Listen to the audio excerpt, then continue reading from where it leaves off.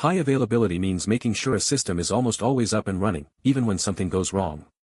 In simple terms, imagine a shop with two cash counters. If one counter stops working, customers can still pay at the other counter, so the shop stays open.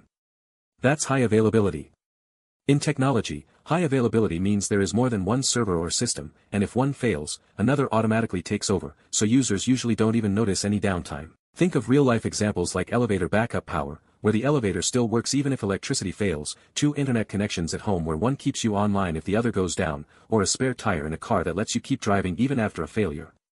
High availability is important to keep websites accessible, ensure applications don't crash completely, and prevent businesses from losing users or money. In simple terms, high availability means being always available, even during failures. Thanks for watching. If you found this breakdown helpful, hit the like button, share this video, and subscribe for more DevOps tutorials and tech explanations. See you next time.